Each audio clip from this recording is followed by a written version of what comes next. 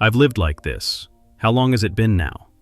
Amid the whirl of the city, amid those invisible pressures, sometimes I forget to care for the most important place. This isn't just a house, it has to be a home. But I've let work and those superficial relationships pull me too far away. When I return, what greets me isn't peace, but a space that mirrors the exact chaos in my mind. The noise doesn't stop. Notifications keep dancing endlessly. The to-do list stretches long like a street. And amid all of that, I realize I've lost my own breath. Have you ever felt like you're standing in the middle of a crowded intersection right in your own room? I've felt it. Every day. As a creative person, I used to pat myself on the back that a little mess is the spice of genius.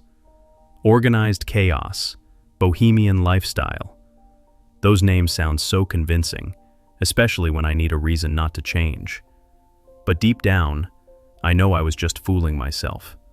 The truth is, I've been overwhelmed. Overwhelmed by the frantic pace of life. Overwhelmed by the expectations I set for myself. And overwhelmed by an apartment that's growing tighter with stuff. In the morning, the first thing I see is a pile of unfolded clothes. At night, my bag falls onto a chair already full of random things. Energy gets worn down, little by little, little by little. Then I understood. Physical space and mental state are connected like veins. You can't have a clear mind when you're living in a tangle. Outer clutter is a mirror of inner blockages. Unused items, dusty corners, they don't just take up space, they take up mental bandwidth. They whisper every day about unfinished decisions, unkept promises, pasts that haven't been let go. Each item is a hanging question. Each messy corner is a sigh left unsaid. And then there was a very small moment. I said, enough. Not because of a minimalism trend, not to impress at Meta, pause, Servicey, 0.05.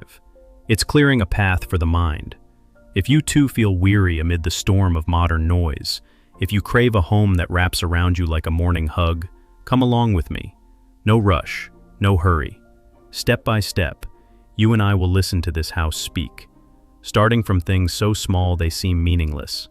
An empty surface, a chair returned to its purpose, a drawer that knows silence. From there, unfolds the journey, a journey of transforming your living space, from clutter to zen. Before starting anything, I need to stand still and look back at my own starting point, honestly, without dodging. And when I name it, I realize chaos. Not overnight, but years of accumulated small habits and half-hearted decisions. I choose to tell you the truth right from the threshold. This is where I am. No embellishments, no excuses. Because only when you see clearly can you step through. The first motto for this part: acknowledgement is the gateway to healing. Starting from the doorway, where there should be a gentle transition between the world and myself. Here, work shoes, running shoes, house slippers are stacked like unclassified memories. The small shelf has surrendered long ago, the shoes spilling onto the tiled floor, encroaching on the entranceway. Every time I return home, I have to weave through, bend down, avoid touching, as if asking permission to enter my own life. Just that small movement doubles the fatigue. A short sentence to anchor it. A cluttered entrance, a cramped mind. I stand there for a few seconds, feeling my breath shorten, and understand why the whole long day suddenly feels heavier, just because of the first step. Taking a few more steps to the living room, the face of the house, and also the easiest place to lie to yourself. The gray, ash-colored sofa that I once liked is now covered by layers of clothes. Tried on but not worn, washed but not folded, left there to do later. The oak coffee table has turned into a floating island in the room, piled with old magazines, bills, a few empty cups, and stray items whose origins are unknown. There used to be the smell of hot tea and the slowing of the heart here. Now, only the whisper of procrastination remains. A motto that needs to be stated bluntly. A clean surface, a calm mind. When the surface is occupied, the mind has no place to set down peace. But the place that exhausts me the most is the desk, where I spend most of the day creating. Books stacked on documents, sticky notes clinging to charging cable. Hashtag, at Meta, pause, sex, 0.05. I read somewhere, external mess sends a silent signal that the work is never done. The motto for this part, let me state it clearly. Clutter is an invisible reminder. Not finished, not enough, not at peace. Living in a place where everything is out of place makes it hard to believe that one's life is on the right track. I feel distant from the apartment, and more seriously, distant from myself. Looking straight at that truth is not easy. It requires courage, like opening a long-closed box, knowing for sure that inside, it smells of time. I decide to photograph each corner of the room, the entrance, the sofa, the coffee table, the desk. Not to self-torment, but to mark the milestone. Because a doctor cannot heal without diagnosing, and I cannot change if I don't name the current state. Those photos are not beautiful, but honest. And in that honesty, I hear a very primal need. The need for space to breathe. A short anchoring sentence, like a compass for the next step. Space is the oxygen of the mind. I stand in the middle of the room, not promising anything grand, just whispering a simple sentence to myself. Enough is enough. Not to chase a trend, not to impress anyone, but to return the house to its proper function, a sanctuary. Right here, in this small moment, I decide not to accept the chaos for one more day. And when I say that, I am not cleaning, I am beginning to heal. Dared to look. Now, dare to let go. Step 1. No beating around the bush. The great purge. Not mindless discarding, but a mindful ritual to choose who gets to stay in my life. I make a small vow to myself, like a red thread guiding the way. Keep only what is necessary, or what truly makes the heart smile. The motto that opens this part, keep less to live deeper. I start in the place that scares most people, the closet. Swing the doors wide open, dump everything onto the floor. A mountain of fabric. Colors, sizes, old seasons, new seasons. Those maybe someday pieces, all laid bare, overwhelming. I take a deep breath, kneel down, and divide the floor into 4 territories. Keep, mend, donate, sell, discard. One rule only, one item at a time. No piling, no skimming. Each time I pick one up, I ask 3 straightforward questions. Have I worn this in the past year? Does it still fit and hold up well? When I wear it, do I feel joy and confidence? If the 3 answers do not smile together, the item heads to another territory. Breath steady, hands steady, mind gradually steady. Some items go easily. A shoulder-faded t-shirt, jeans that have gone out of style. But there are also quiet tugs of war. That deeply discounted dress, beautiful, expensive, but never once stepped out onto the street. Each glance leaves a sliver of guilt. I place my hand on the fabric, thank the illusion it once indulged, then send it to the donate territory. Because the gentle truth is this: the money spent is a lesson, not a reason to rent space forever. The motto at the hill's peak: do not pay rent with your space for things you no longer are. Then come the memory-laden ones. An old-school uniform, a jacket from a friend long gone. They are not just fabric, they are the scent of the schoolyard, a warm winter. I allow myself to hesitate. Take @ Meta, pause, sex 0.05. I keep the ones that have changed how I see the world, the ones calling my name, and the classics I want to revisit slowly. The rest, I pack carefully and take to the community library. Thinking of other hands turning those pages, I feel lighter. The motto for the bookshelf: books are for reading, not for owing. From there, I move through less poetic but more lived-in territories. Papers, the kitchen, cosmetics, old electronics. Papers are digitized, originals kept only for what matters. The kitchen returns tools to their true purpose, discards duplicates, lets the counter go flat again like a an empty space that knows how to nurture. Expired cosmetics go. Outdated electronics to the recycling center. Each item that leaves brings a longer breath.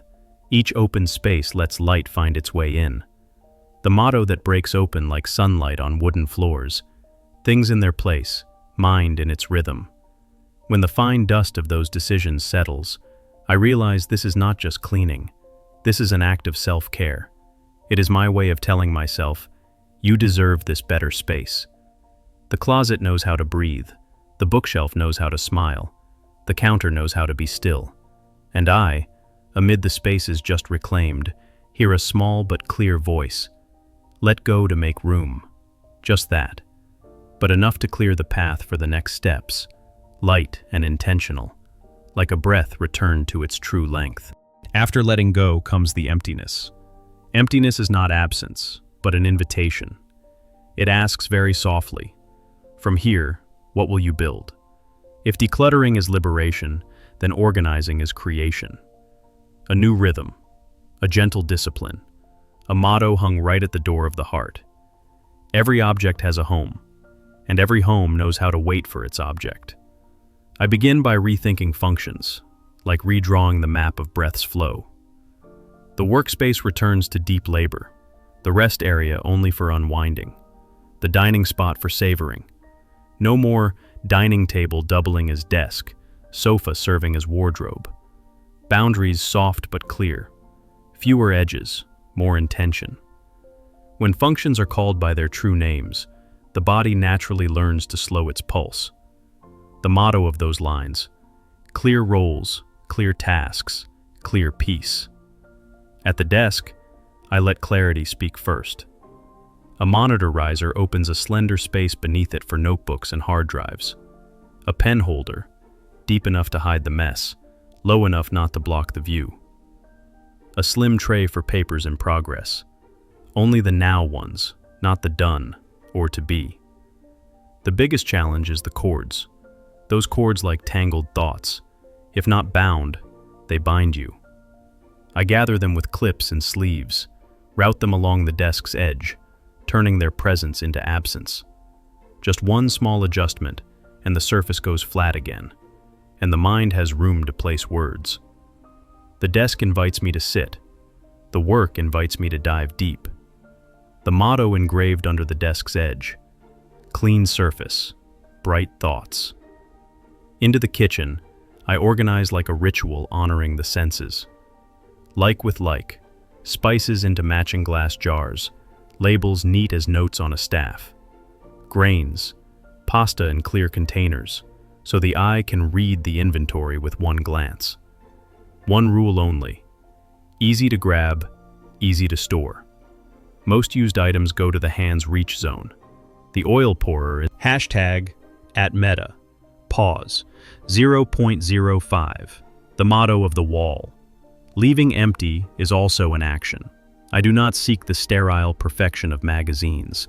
I need a system that lives with habits, simple enough to maintain on tired days, flexible enough not to shatter when schedules shift. Here, I borrow a Japanese spirit: Kaizen, improvement bit by bit, and Shitsuke, warm discipline, not rigid, not harsh, just keeping small promises to the space every day. At the end of each day, I have a short ritual, 10 to 15 minutes of reset. Remote back to its tray, book to its shelf, cups to the sink, surface to serene flatness, a light loop around the room. Not for show, but to keep chaos from sneaking back through the rear door. Organizing is kindness to tomorrow's self. That sentence I whisper in my mind, like tying a thread to the doorknob. And then, when every object has found its home, something strange happens. I search less, remember less, suppress less. Energy returns, and I use it for what truly matters: an idea, a call to a loved one, a slow meal. The apartment is not just tidier, it runs better, like a silent partner who knows the owner's rhythm. Things in their places, heart in its beat. Just that, and the whole day lightens. With the foundation smoothed out, I do not rush to fill it. I listen to the emptiness first, because emptiness speaks. It whispers, "Do not decorate yet. Weave a rhythm of breath. From here, I dress the space in a new garment, quiet, unforced. Just a zen-like essence, light as morning mist. The motto that opens this part. Color does not just adorn, color regulates the heartbeat. I start with the palette. The walls are repainted in a warm ivory white, soft enough for light to glide through smoothly, warm enough for voices to feel close. That backdrop is like a dawn sky, making the small apartment expand by a few breaths. I lay upon it natural low notes, beige of the rug, muted gray of the sofa, deep brown of wood, a harmony of hues that do not compete, where the eyes can rest. When the color base is calm, the heart calms too. When colors do not shout, emotions cease to tire. A short anchor to remember. The palette is the backdrop of peace. Then I touch materials, like touching the room's temperature. Natural materials have their own voice, warm, honest, sparing in words. The oak coffee table is no longer smothered. Its grain emerges like a tree's life rings, silent, yet full of stories. I swap the shaggy rug for a hand-woven jute one, where feet feel the earth stir. The curtains change to thin linen, letting the breeze find its way, letting sunlight diffuse into a gentle, honeyed glow. Bamboo and water hyacinth baskets cradle light blankets, both hiding and revealing. A quiet motto. Raw materials are the emotional temperature of the home. Light, I realize, is the invisible architect. By day, I pull back the curtains, inviting the sun like an honored guest. Natural light touches the walls, shifting hues with the hours, teaching me to sense time without a clock. At night, I avoid a single overhead beam pouring down like a command. Instead, I layer. A floor lamp in the corner, a warm #metapause, a rustic ceramic vase holding dried eucalyptus branches, a few pebbles collected from a summer beach. Each object stands like a well-placed word, neither excessive nor lacking meaning. When I need emphasis, I emphasize with emptiness. Ma, the pause between objects, is where beauty exhales. The motto of the wall shelf. Leaving empty is also a choice. I am not building a polished stage for photos. I am crafting a gentle ecosystem to live in. That system must sync with daily habits. Easy to clean with few obstacles. Easy to store with everything in its place. Easy to rest in because the eyes are not pulled in all directions. When light knows its path, when colors lower their voice, when materials speak softly, when greenery keeps the beat, I sit down. No grand finale, just full presence. And in that moment, the room is no longer a collection of objects. It is a foundation lifting the body, a cradle holding the mind. A concise saying, like a gentle reminder. Fewer items, more meaning. Here, stillness does not try to impress. It simply invites me to breathe deeply and stay. Peace does not arrive on its own.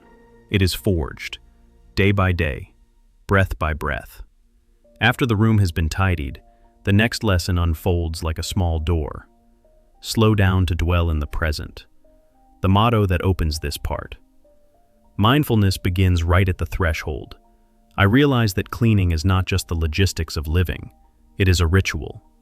When I wipe the table, I am simply the one wiping the table. My eyes follow the arc of my arm, my hand feels the wood's grain, my ears hear the cloth gliding across the surface.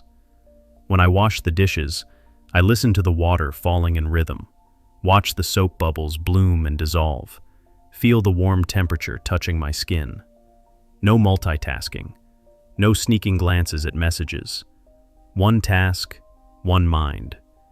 House cleaning turns into walking meditation, and the anchor I remind myself, small tasks, vast awareness. To give this habit a place to settle, I create a mindfulness corner by the sunniest window. Just a sitting cushion, a candle, a journal. Minimal, but sufficient. Each morning, instead of pulling the phone toward me, I pull my breath toward me. 5 minutes if rushed, 10 if unhurried. Sit with a straight back, invite the light to touch my shoulders. Follow the flow of air in and out like a gentle wave. Some days, I write 3 gratitudes, nothing grand. A seamless night's sleep, a cup of warm water, a new leaf on the plant. This small corner becomes the day's anchor. If I waver, I know how to draw myself back. The motto placed at the cushion's edge: small corner, expansive heart. The renewed living space also reshapes my eating habits in a spare but profound way. I stop eating hastily on the sofa. I sit at the clean table, set plates on the serene wooden base, turn off screens, awaken senses. Look at colors. Hear the fork touching porcelain softly. Chew slowly to let flavors sink in. Each evening meal becomes a ritual closing the day's bustle. Hashed ad meta, pause, uddled, sentenced 0.05 time. In their place comes a sense of steering. When eyes are no longer tugged by stray objects, thoughts can travel straight. A short seal, clean surfaces, clear thinking. Of course, there are days when exhaustion tempts me to shove everything into a corner and collapse into bed. And then I remember the system I built is not for show, but to support me on such days. 10 minutes of reset at day's end.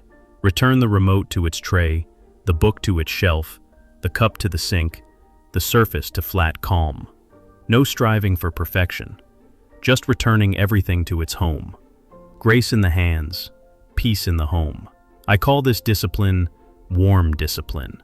No scolding, no penalties, just a soft whisper reminding me to keep small promises to the space. In return, tomorrow morning I wake in a room that knows how to smile faintly, and I continue watering habits with very everyday drops of mindfulness.